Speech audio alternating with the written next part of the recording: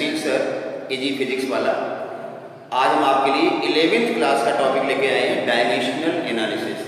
Actually क्या बच्चों को जब 10th से 11th में आते हैं ये चैप्टर काफ़ी कठिन लगता है। उसकी वजह है कि यहाँ पर डायमेंशनल एनालिसिस में आपको बहुत सारी फिजिकल क्वांटिटीज़ की डायमेंशन लिखनी पड़ती है। अब डायमेंशन लिखने के लिए या तो उसका फार्मूला पता हो या उसकी यूनिट पता हो, तो बच्चे को फिजिकल क्वांटिटी पता ही नहीं, उसने पढ़ा ही नहीं कभी strain, stress, viscosity, moment of inertia. तो समस्या इसीलिए आ जाती है कि उसको फिजिकल क्वांटिटी के बारे में कुछ पता नहीं होता और डायमेंशन इसी चैप्टर में लिखनी है, पहले चैप्टर में ही। बाद में तो क्या होता है, जैसे जैसे बच्चा चैप्टर आगे पढ़ता जाता है उसको वो फिजिकल टर्म मिलते जाते हैं, क्वांटिटी मिलती जाती है, उनके फार्मूले भी याद हो जाते हैं, वो डायमेंशन भी लिख लेता है। लेकिन इनिशियली स्टार्टिंग के डेज और पहले ही चैप्टर डायमेंशनल एनालिसिस, और उसमें डायमेंशन बहुत सारी लिखनी है, तो बच्चा कहता है सर कितना याद करें। तो कोई बात नहीं, बहुत कुछ ज़्यादा याद नहीं रखना है। मैं एक तरीका बता देता हूँ जिससे थोड़ी राह आपकी आसान हो जाएगी, ठीक है ना। आपको सिर्फ क्या ध्यान रखना है, तो फंडामेंटल फिजिकल क्वांटिटी ध्यान रखनी है जो सिर्फ 7 होती है। बाकी आपको कुछ नहीं याद रखना, 7 फंडामेंटल फिजिकल क्वांटिटी याद रखनी है, उन्हीं के टर्म में हमें डायमेंशन लिखनी होती है। तो there are 7 fundamental physical quantity जो अभी यहाँ पे लिख देंगे। सिर्फ एक चीज ध्यान रखनी इस चैप्टर में, तो आपका काम आसान इसलिए हो जाएगा, जिनकी यूनिट सेम होती है उनकी डायमेंशन भी सेम होती है। मेरा मतलब है वेलोसिटी, स्पीड, दोनों यूनिट सेम है तो डायमेंशन भी सेम होगी। अब वेलोसिटी में भी जैसे कहीं पर टर्म आ जाता है क्रिटिकल वेलोसिटी, कहीं टर्म आ जाता है terminal velocity, escape velocity, orbital velocity. बच्चे को ये फार्मूले नहीं पता होते हैं, लेकिन हम आपको बता रहे हैं वेलोसिटी तो वेलोसिटी है ना, चाहे टर्मिनल वेलोसिटी हो, चाहे एस्केप वेलोसिटी हो, चाहे ऑर्बिटल वेलोसिटी हो, सबकी डायमेंशन एक। इसी तरह से वर्क एनर्जी, एनर्जी चाहे kinetic energy, potential energy, light energy, heat energy, except surface energy, सबकी डायमेंशन सेम है। तो आपको बस वेलोसिटी की डायमेंशन याद है, फिर कोई भी वेलोसिटी हो। एक्सीलरेशन की डायमेंशन याद है, फिर कोई भी एक्सीलरेशन हो, चाहे एक्सीलरेशन ड्यू टू ग्रेविटी हो, चाहे वो सेंट्रीपिटल एक्सीलरेशन हो, है तो एक्सीलरेशन। तो बस छोटी सी चीजें याद रखनी है और आपको कुछ भी चेंज नहीं करना है। दूसरी बात, डायमेंशनल एनालिसिस में जैसे हम एडिशन या सब्ट्रैक्शन करेंगे, कहीं पर 2 टर्म ऐड हो रहे हैं, तो पहली चीज ये कि लाइव टर्म ही ऐड हो सकते हैं। ऐसा तो नहीं सकता 5 किलोग्राम है उसमें आप 2 मीटर ऐड कर दो, नहीं होगा ना। किलोग्राम में किलोग्राम ऐड होगा, लेंथ में लेंथ ऐड होगी, टाइम में टाइम ऐड होगा, फोर्स में फोर्स ऐड होगा। ये आपको बेसिक ध्यान रखना है। ये इसलिए बता रहा हूँ, जैसे कहीं पर टर्म आता है वेलोसिटी, बच्चा डायमेंशन लिख देता है L1t-1 और आगे टर्म आ गया डेल्टा भी, वो कहता सर डेल्टा क्या है, डेल्टा का मतलब चेंज इन वेलोसिटी। अब जब चेंज इन वेलोसिटी आएगा तो डायमेंशन तो वेलोसिटी की ही रहेगी ना। वेलोसिटी में से वेलोसिटी माइनस करेंगे तो टाइम थोड़ी आ जाएगा। Velocity minus velocity is equal to velocity, तो डायमेंशन किसकी लिखनी है, velocity. Length minus length is equal to length, length plus length is equal to length. मतलब एडिशन या सब्ट्रैक्शन में डायमेंशन ऐड या सब्ट्रैक्ट नहीं होती है। तो ये 2-3 बातें आपको याद रखनी है डायमेंशनल एनालिसिस में, ठीक है ना। तो सबसे पहला काम, आपको फंडामेंटल फिजिकल क्वांटिटी याद रखनी है। उसके बाद जो मैंने 2-3 चीजें बताई, एडिशन या सब्ट्रैक्शन, डायमेंशन ऐड या सब्ट्रैक्ट नहीं होती। Like physical quantity can be added और सब्ट्रैक्टेड। यूनिट सेम मतलब डायमेंशन सेम, वेलोसिटी मतलब एनी वेलोसिटी, एक्सीलरेशन मतलब एनी एक्सीलरेशन, फोर्स मतलब any force, dimension remains same. तो 7 फंडामेंटल्स क्या क्या होती है, पहली होती है मास, यूनिट आपको पता ही है किलोग्राम, लेकिन हम डायमेंशन में किलोग्राम नहीं लिखेंगे, आप बस याद रख लो जहां भी मास है हम m लिखेंगे, कैपिटल M। मास का स्क्वायर है, किलोग्राम स्क्वायर है, m का स्क्वायर। अच्छा ये कंफ्यूज मत होना, किलोग्राम है तो m आएगा, ग्राम है तो क्या आएगा, ग्राम है तो भी मास है, किलोग्राम तो भी मास है, क्विंटल है तो भी मास है, मास का मतलब m आएगा, ध्यान रखना। Second one is length, length मतलब मीटर, मीटर हो या सेंटीमीटर हो, कुछ भी हो, आपको L याद रखना है। डायमेंशन, ये डायमेंशन रिप्रेजेंटेशन लिख रहा हूं, मतलब डायमेंशन रिप्रेजेंटेशन, डायमेंशन में मास को किससे रिप्रेजेंट करेंगे, m, length L। Third one is time, time मतलब सेकेंड, बोले तो t। Fourth electric current, electric current, ampere होती है यूनिट, एम्पियर क्या लिखेंगे A। 5 is temperature, temperature temperature degree kelvin में भी हो सकता है, सेल्सियस में भी हो सकता है। तो हम केल्विन लिखें या सेल्सियस लिखें तो हम या सेल्सियस, डायमेंशन में कोई फर्क नहीं पड़ेगा। तो के भी बना सकते हैं या थीटा बना सकते हैं, दोनों ही अच्छा आएंगे। Luminous intensity, luminous intensity unit candela, dimension में CD, and seventh one is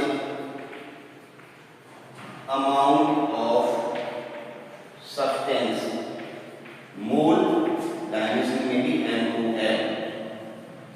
तो आपको सिर्फ ये 7 फंडामेंटल याद रखनी है, mass, length, time, ampere, temperature, candela और मोल। इन्हीं के टर्म में हम जितनी भी डिराइव्ड फिजिकल क्वांटिटी होती है उनको हम फंडामेंटल के टर्म में डिराइव करते हैं, वही डायमेंशनल फार्मूला बन जाता है। तो हम डायमेंशन कैसे लिखते हैं कुछ बता रहे हैं, उसके बाद हम डायमेंशन की एप्लीकेशन आगे करेंगे।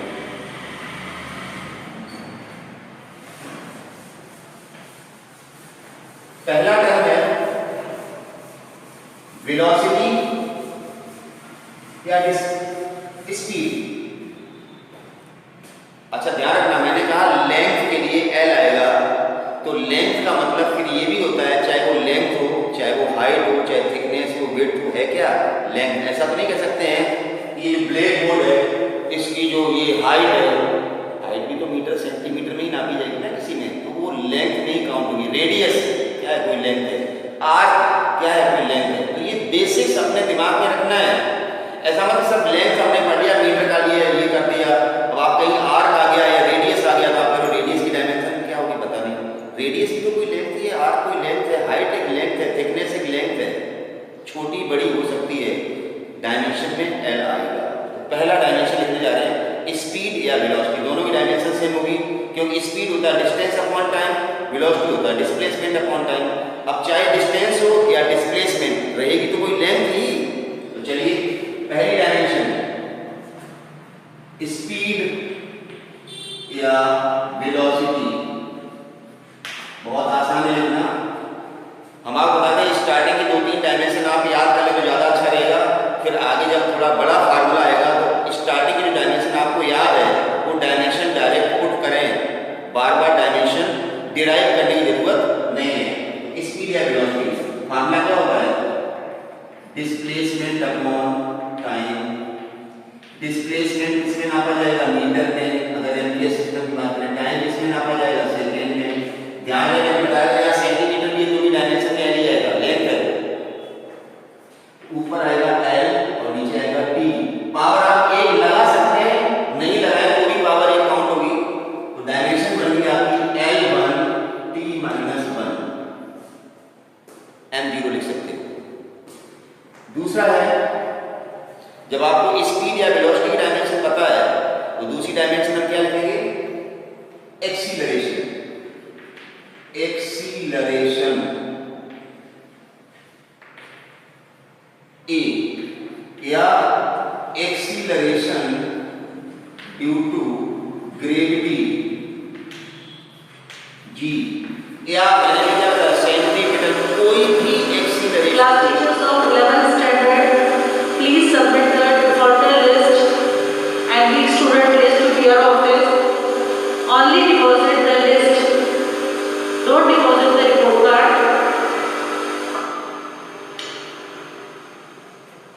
एक्सीलरेशन या acceleration due to gravity, dimension दोनों की सेम ही आएगी, या कोई भी एक्सीलरेशन हो, मैंने कहा डायमेंशन से ही सेम। तो एक्सीलरेशन का फार्मूला होता है delta V upon rate of change of velocity. Velocity में चेंज, अब मैंने पहले बता दिया था चेंज से डायमेंशन चेंज नहीं होती, तो डेल्टा V की डायमेंशन वही होगी जो V की होगी, और V की डायमेंशन हमने चुके L1 की डायमेंशन बार बार लिखने की जरूरत नहीं है, वापस के डिस्प्लेसमेंट अपॉन टाइम लिखो, आप बहुत लंबा लेके चलेंगे। तो L1 T-1 upon delta T time है, तो T ना डायमेंशन आ जाएगी L1 T-2। तो बहुत ही आसान चीज है, फार्मूले आपको याद होना चाहिए। फार्मूले तभी याद होंगे जब आप फिजिक्स पढ़ते जाएंगे, आगे जाके फिजिक्स पढ़ते जाएंगे, फार्मूला आपको याद होता जाएगा, डायमेंशन लिखते जाएंगे। थर्ड वन, जब आपको एक्सीलरेशन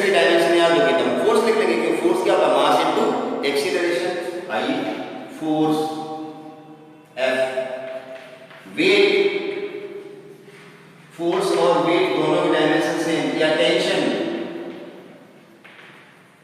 टेंशन दिमाग वाला नहीं, tension in the thread, tension in the string, खिंचाव, वो टेंशन, सबकी डायमेंशन सेम होती है। अच्छा एक चीज और है, डायमेंशन लिखते समय आप ऐसा मत करना जैसे टेंशन को टी से रिप्रेजेंट किया है तो डायमेंशन आप अब यहाँ लिखेंगे टेंशन की। अब कई बार टाइम के लिए टी आता है आपको, सर टी की तो डायमेंशन नहीं होती, टी की डायमेंशन नहीं होती है। ऐसे तो इंग्लिश में 26 लिटरली फिजिकल क्वांटिटी बहुत ज़्यादा है ना, प्रेशर के लिए भी पी आएगा, मोमेंटम के लिए भी पी आएगा, पी तो अकेला है बेचारा। तो डायमेंशन टी की नहीं लिख रहे हैं, डायमेंशन टेंशन लिख रहे हैं, टेंशन के लिए आप उसकी लेटर लिख सकते हैं। तो ध्यान रखने वाली बात ये ठीक है ना, फोर्स, वेट, टेंशन सबकी डायमेंशन सेम है। फार्मूला क्या होता है, फोर्स का फार्मूला F बराबर m इंटू ए, मास की डायमेंशन, मास पूरा फंडामेंटल m1, इसी तरह से डायमेंशन अभी हमने लिखी है L1 T माइनस 2, डायमेंशन होगी फोर्स की m1 L1 T minus 2, simple. अब जब फोर्स की डायमेंशन लिख दी तो आप वर्क लिख सकते हैं, वर्क क्या होता है, फोर्स इनटू डिस्प्लेसमेंट। तो एक सीक्वेंस दिमाग में सेट कर लो तो आपको बहुत ज्यादा दिक्कत नहीं आएगी। चलिए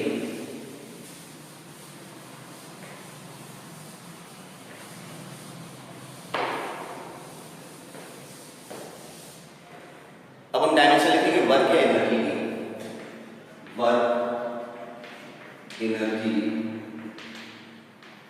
अभी मैंने बताया था कोई भी एनर्जी हो, heat energy, light energy, kinetic energy, potential energy, any energy except surface energy, dimension remains same. Formula क्या होगा वर्क का, force into displacement, force dimension लिख चुके तभी m1 L1 T minus 2, direct लिखो। डिस्प्लेसमेंट क्या, कोई लेंथ है L1, डायमेंशन क्या बन गई m1 L2 T माइनस 2, ठीक है ना। Next dimension pressure, pressure, stress, modulus of elasticity,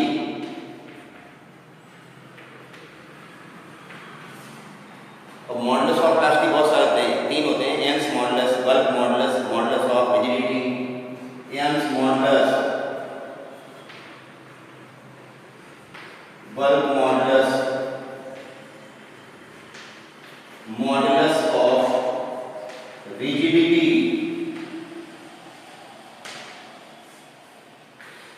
सबकी डायमेंशन सेम है। हमने ये सारे टर्म आपको नहीं पता क्लास 11th में, क्योंकि अभी आपने फिजिक्स नहीं पढ़ी, लेकिन प्रेशर पता है, इसलिए हमने प्रेशर के साथ कुछ सबको लिंक कर दिया। देखिए व्हाट्सएप ग्रुप बना रहा हूँ आपके लिए, ध्यान रखना, प्रेशर की डायमेंशन वही होगी जिनकी सबकी होगी। अब आपको प्रेशर की डायमेंशन तो पता ही है, प्रेशर क्या होता है, फोर्स अपॉन एरिया, छोटी क्लास पढ़ा है। तो pressure is equal to force upon area. Force की डायमेंशन अभी लिखी m1 L1 T minus 2, area की डायमेंशन L2, एरिया क्या है metre square, metre square, volume की डायमेंशन क्या होगी L3, टाइम की डायमेंशन क्या होगी T1, फ्रीक्वेंसी की डायमेंशन क्या होगी 1/T, तो T माइनस 1। ये बिल्कुल छोटी छोटी चीजें हैं, एक L कट जाएगा, ये बचेगा ऊपर जाएगा m1 L minus 1 T minus 2। कहने का मतलब ये है कि अगर आपको डायमेंशन लिखनी है तो आपको फार्मूला याद करना पड़ेगा। हजारों डायमेंशन हो सकती हैं, बोर्ड में बताना संभव नहीं, कोई भी फार्मूला। हमने कहा मोमेंट ऑफ इनर्शिया की डायमेंशन लिखो, तो अभी आपको नहीं पता मोमेंट ऑफ इनर्शिया क्या होता है, लेकिन जैसे ही आप चैप्टर रोटेशनल डायनामिक्स पढ़ेंगे आप पता चलेगा I बराबर mr² होता है, तो आप I बराबर mr² लिखेंगे, m की जगह मास आ जाएगा, r² की लेंथ है, ये तो डायमेंशन हो गई। तो डायमेंशन लिखने के लिए आपको फार्मूले लिखने पड़ेंगे, फार्मूले याद करने पड़ेंगे। थोड़ी सी दिक्कत होगी स्टार्टिंग में, धीरे धीरे जैसे जैसे आप चैप्टर पढ़ते जाएंगे आपके सारे फार्मूले अपने आप याद हो जाएंगे। तो ये डायमेंशन लिखने का तरीका आपको बताया गया था। अगले लेक्चर में हम डायमेंशनल के एप्लीकेशंस बताएंगे, जिसमें हम बताएंगे कि इनका हम यूज कहाँ पर करेंगे, ठीक है ना। तो पूरा सीक्वेंस ऑफ वीडियो आएगा, तो कोई भी वीडियो आपको मिस नहीं करना है, और वीडियो को देखने के बाद में लास्ट में लाइक और सब्सक्राइब जरूर करें। Thank you.